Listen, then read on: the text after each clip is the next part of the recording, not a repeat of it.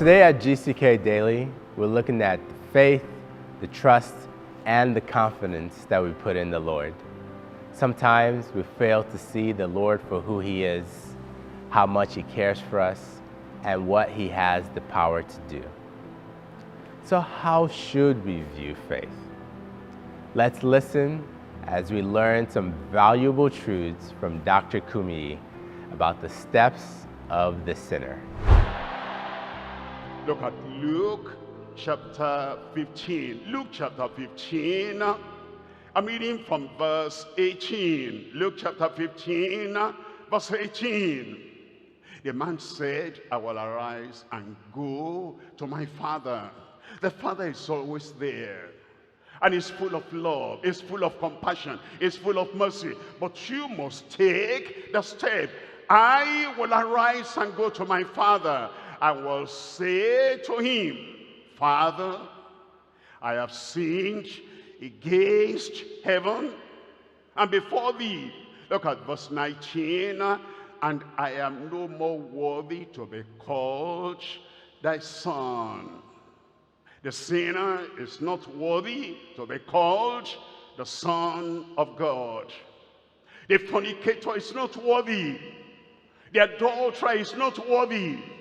The gambler is not worthy. The thief is not worthy. The violent fighting man or woman is not worthy. And the one that is going from woman to woman is not worthy. But you know, many people, they come and they say, here I am rich, I am educated, I am this and that. God, are you not lucky I came to church?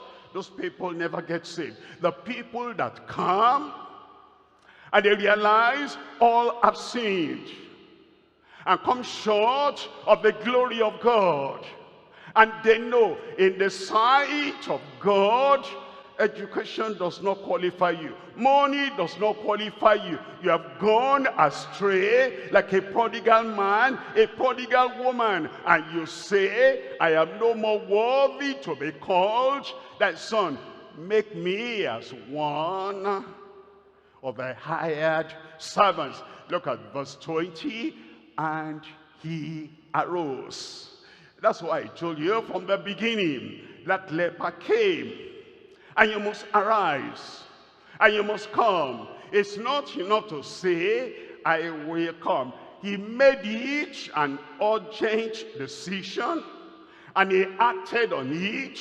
And he arose. It's not just that I have intention. He had action to back up his repentance. And he arose and came to his father. And as you come, all your sins he will forgive in Jesus' name. But when he was yet a great way off, his father saw him. And his father saw him and had compassion. Compassion, and ran and fell on his neck and kissed him. He will receive you back home. He will receive you back into the kingdom. And when he receives you, it will change your life. Look at verse 21.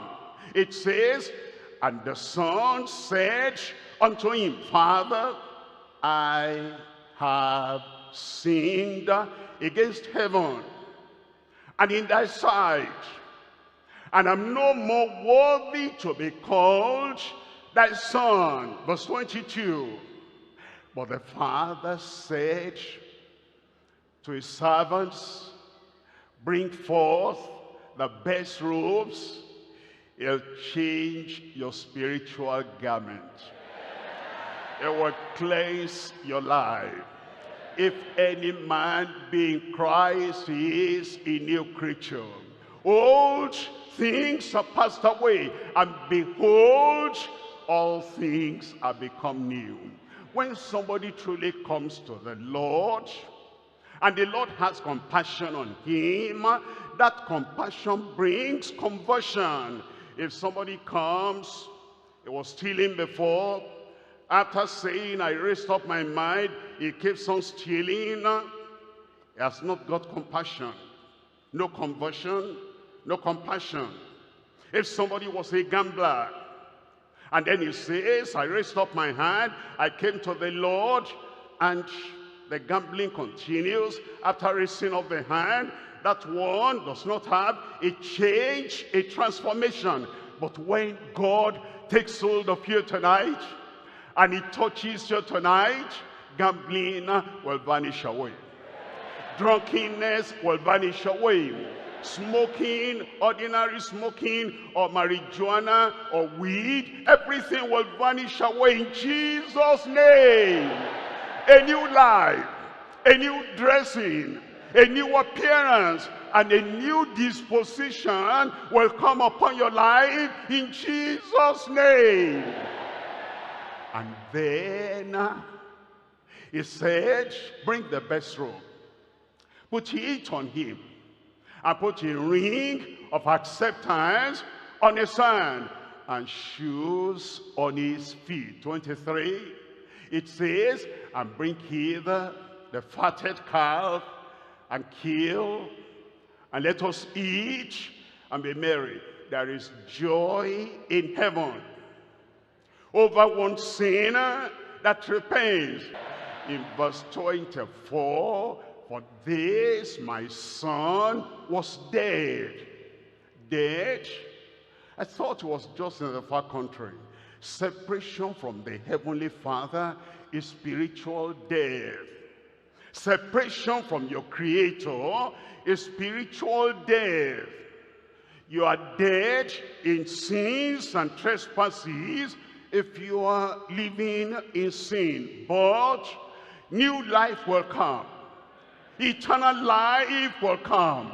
Heavenly life will come to you tonight in Jesus' name. He was dead and is alive. The difference between the sinner and the believer is the difference between death and life. When he was a sinner, prodigal son, prodigal daughter, prodigal backslider, eating the food of pigs, living like the world, he was dead. But now coming to the Heavenly Father, and there's a change in his life. Now he comes alive. You will come alive. The grace of God will come alive in your personality. And the goodness of God will come alive in your personality in Jesus' name. And he was lost and is found. And Jesus said he came to seek and to save that which was lost. As you come to Christ, heaven will find you. Salvation will find you. A new life will find you. And they began to be merry. For you tonight, heaven will rejoice. When the grace of God flows into your life, when the love of God flows into your life, because of you, heaven will rejoice. As we've listened, we've discovered a few key points from this message. Number one is that faith brings power. You know, life is very complicated with many, many problems that we face, from relationships and work to sicknesses and financial burdens. Where do we start when we have a problem? What are the resources to tap into when we have issues that we need to solve? Typically, we go to the experts in that field. When we're sick, we seek doctors. When we need a fix in our vehicle, if it breaks down, we seek a mechanic. When we need our sink fixed, we seek a plumber. We seek their advice, their wisdom, their help. We need to trust them to be able to steer us in the right direction and help us solve our problem. That solution comes from a relationship with someone you can trust. And that trust is faith. And faith brings the resolution to our problem. The second thing we've learned is that faith is grounded in reality. If you're going to have to trust someone or something, that trust needs to be grounded in reality. If the engine of your car, vehicle fell out and the mechanic told you you needed a new tire to solve your problem, it would be silly to trust him because his advice is not grounded in fact. A new tire wouldn't solve your problem. A new engine would. But if the mechanic told you that you needed a new engine and you need this type of engine and this is the way to install it, you will be a lot more inclined to trust him because his advice is grounded in reality. Even if you don't know the exact details about what needs to be done, you still trust his advice because you know it's grounded in reality. The third thing we've learned is that faith is grounded in the Lord. Our faith is based in reality, but ultimately it needs to be placed in someone. Who are you going to trust? In the situation with the mechanic, you may not understand everything that needs to be done. You have considered his advice and what he told you that you need to do, but you don't know all the details and the whole situation. You simply need to trust that the mechanic is there to solve your problem. In the same way, we don't see everything that's going on. We don't see the full picture of the situation, but we can trust the Lord to solve every problem. Because he said, with man, this is impossible, but with God, all things are possible. We have an all-powerful and all-knowing God, and that means he can operate outside of the bounds of reality. He can work miracles. He can open any door that is closed. He can go beyond our understanding and power. And that is why we must trust him. I believe it is done in Jesus' name. On the grounds that you believe, and on the grounds that you know that Christ will do and can do all things in your life. You know, some of you struggle with this faith. You don't trust in the power of the Lord because you don't see how kind, how gracious, and how powerful he is. You trust in your own understanding, your own power, your own work, and yet you neglect to trust the goodness, the righteousness, and the power of our beloved Savior. So I ask you to trust him today. Pastor Kumuyi now comes to lead us in the prayer for salvation and healing. Accept the Lord's offer to give you a new life right now. You're giving your heart to the Lord Jesus Christ right now. He'll wash you, he'll cleanse you, he'll forgive you, he'll transform that heart. If you're giving your heart to the Lord right now for him to make a transforming touch, just raise up that hand. God bless you there. Just raise up that hand. God bless you there. God bless you. Thank you, thank you. Raise up that hand. Raise up that hand. He's going to do it immediately. He's going to do it instantaneously. He's going to do it right now. The moment you call upon him, whosoever shall call on the name of the Lord shall be saved. Make up your mind. Make up your mind. Turn away from your sin. Say, Lord, I'm sorry for the past. I'm sorry for my disappointing you. Lord, I come now. I come now. That's why I'm raising up my hand. Forgive me. He will. He will. He will. Immediately. God bless you for raising up the hand. Tell him now, Lord, I belong to you now. Only you, I belong to you alone. I don't belong to Satan anymore. I don't belong to evildoers anymore. I belong to you completely. Transform my heart. Change my heart. Give salvation to my heart. Thank him that he has done it. He never rejects anyone that calls upon him sincerely. Tell him, I thank you, Lord. I've asked, I've received, and I know that you've done it. I'll pray with you now. Father, in Jesus' name, all these who have offered, surrendered, and giving their hearts to you, oh Lord, forgive them in Jesus' name.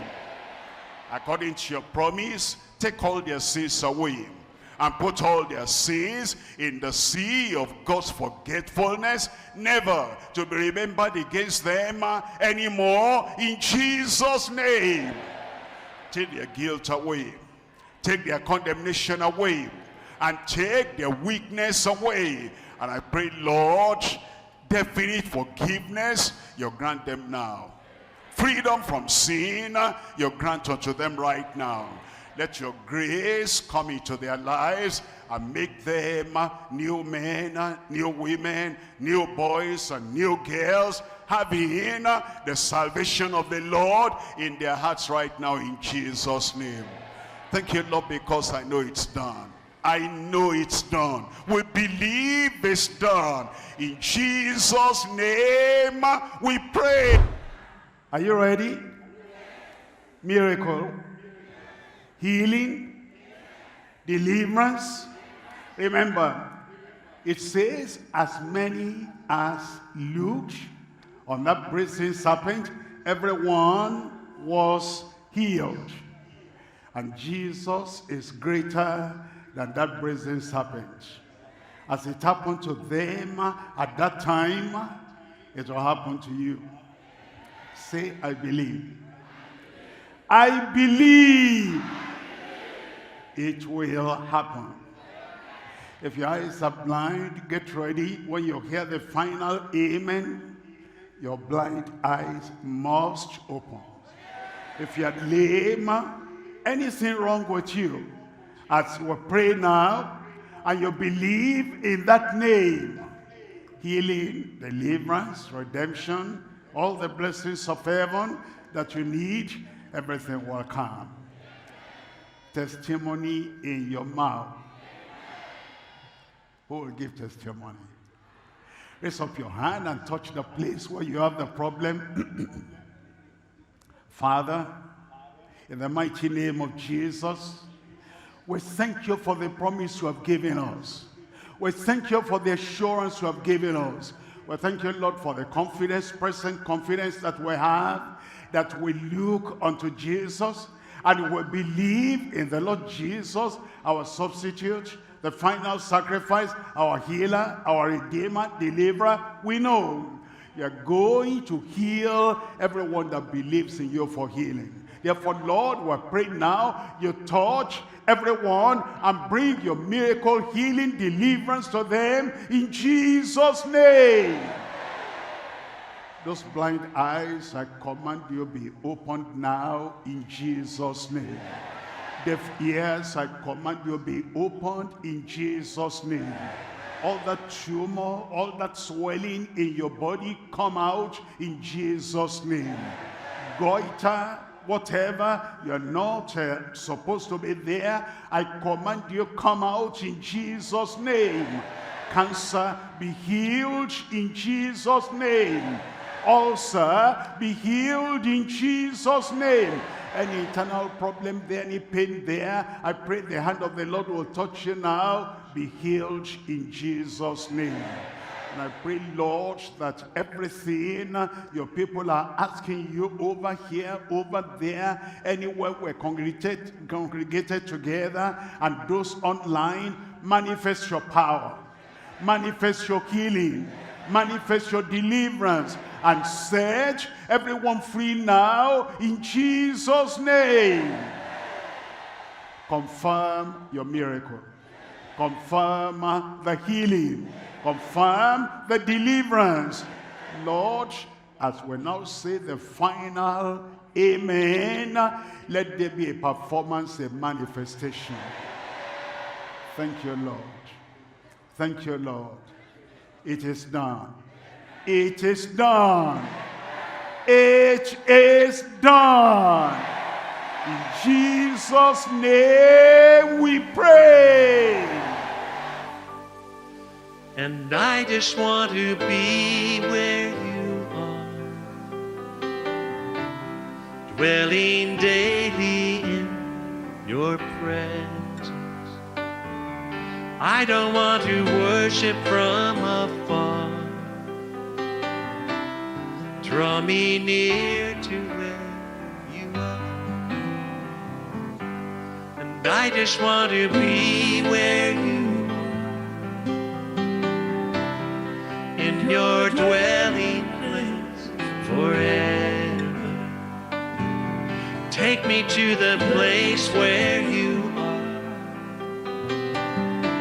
'Cause I just want to be with you. I want to be where you are, dwelling in your presence, feasting at your table, and surrounded by your glory. In your presence, that's where I always want to be. I just want to I just want to be with you. And I just want to be where you are, dwelling daily in your presence. I don't want to worship from afar. Draw me near to where you are. And oh my God, you are my strength and my song. And when I'm in your presence, though I'm weak, you're always strong. Yes, you are. And I just want to be where you are, in your dwelling place, in your dwelling place forever. Take me to the place where you are. 'Cause I just want to be, I just want to be with you. Make it your prayer. I just want to be,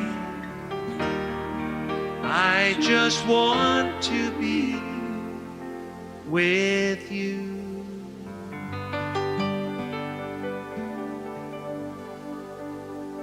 That's our prayer. We want to be where you are,